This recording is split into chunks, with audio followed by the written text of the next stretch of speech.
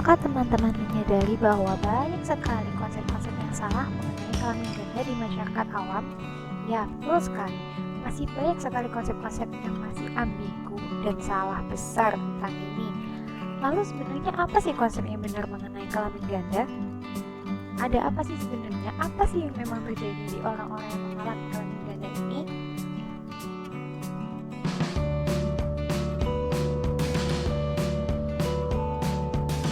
Kondisi pertama yang akan kita pelajari ini membahas tentang orang yang terlahir dengan genotip XY atau laki-laki, akan tetapi secara eksternal dia terlihat seperti perempuan, baik dari fisik maupun dari genitalnya.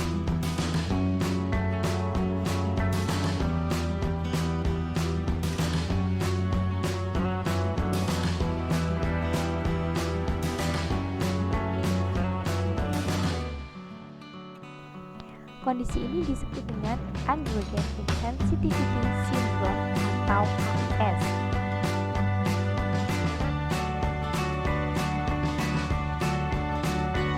Orang dengan AIS ini mempunyai kadar reseptor androgen yang sangat sedikit sekali dan berada jauh di bawah batas normal. Sehingga akibatnya tubuh tidak bisa mengenali sebenarnya tubuh ini punya genetik apa sih. Seperti yang dikatakan tadi, manusia dengan kromosom X yang harusnya laki-laki malah menjadi perempuan, tapi dia tidak menjadi perempuan secara langsung ya. Nantinya bentuk fisiknya itu akan mayoritas terlihat seperti perempuan meskipun genetiknya sebenarnya adalah laki-laki. Contohnya misalkan dia mengalami yang namanya pertumbuhan janggut yang sangat kurang, tidak seperti laki-laki lain. Dia juga tidak punya bahu yang lebar seperti laki-laki lain. Dia mengalami pertumbuhan payudara, pinggang yang lebar, dan juga pertumbuhan rambut genital yang seperti perempuan. Dan yang paling penting adalah tampilan genital yang ambigu. Ya, ini adalah bentuk kelaminnya. Dia mempunyai bentuk yang seperti itu kan?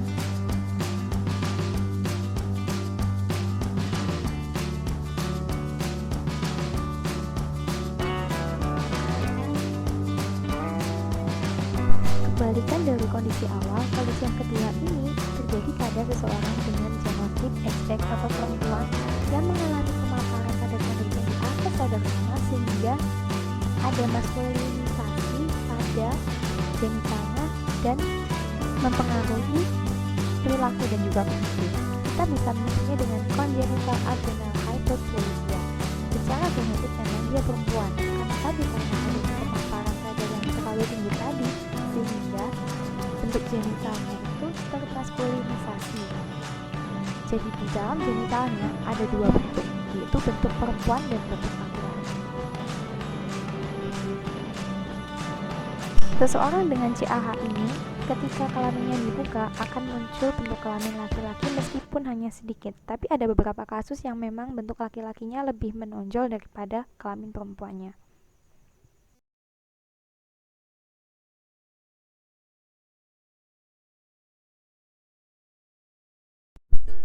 Kondisi ketiga ini bisa dikatakan sebagai kondisi ajaib karena manusianya berubah dari satu jenis gender ke gender yang lain. Ya, keadaan ini kita sebut dengan 5-alpha reductase deficiency.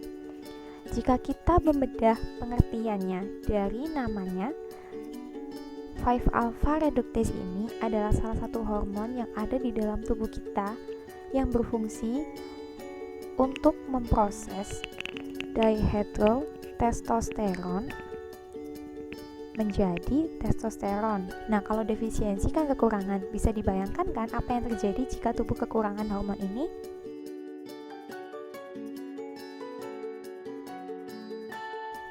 Nah, orang dengan 5-alpha reductase deficiency ini dia dilahirkan sebagai perempuan. Karena itu tadi tidak adanya hormon 5-alpha reductase sehingga tidak bisa mengenali genotip laki-lakinya. Nah, ketika dewasa atau ketika dia mulai mengalami masa pubertas, hormon mulai melonjak. Nah, ketika hormon ini mulai melonjak, barulah testosteron dia akan mulai terproduksi atau 5-alpha reductase tadi mulai terproduksi sehingga muncullah sifat kelaki-lakian dan genitalnya mulai berkembang menjadi genital laki-laki. Yang dulunya dia seorang perempuan, lalu setelah mengalami masa pubertas, dia akan menjadi laki-laki normal seutuhnya.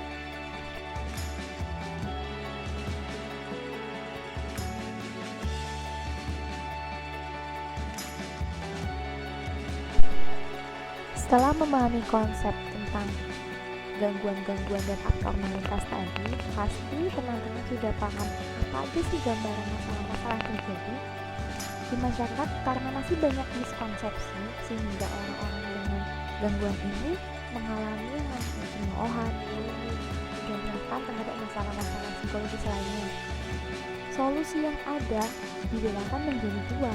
Yang pertama adalah solusi untuk keadaan secara fisikalnya, yaitu dengan surgery atau operasi. Ini adalah tindakan medis yang memang harus dilakukan agar abnormalitas itu bisa teratasi. Akan tetapi dengan catatan penting, yaitu harus dilakukan pemeriksaan medis secara lengkap untuk mengetahui hormon apa atau genotip apa yang menjadi mayoritas di tubuh si pasien. Solusi kedua ini adalah secara sosial, yaitu dukungan psikologis. Dengan adanya dukungan dari keluarga, orang terdekat, ataupun sahabat, orang-orang ini bisa menjalani hari-harinya dengan baik meskipun dalam penyakit. Nah, untuk masyarakat luas nih, solusinya adalah jangan menjudge orang seenak sendiri dan jangan membuli orang dengan kondisi seperti ini. Masyarakat harus memperbanyak edukasi supaya tidak terjadi hal-hal yang tidak diinginkan dan tidak gegabah. Dan untuk lembaga-lembaga terkait seharusnya melakukan seminar-seminar dan juga sosialisasi yang baik untuk masyarakat luas agar tidak ada terjadi miskonsepsi tentang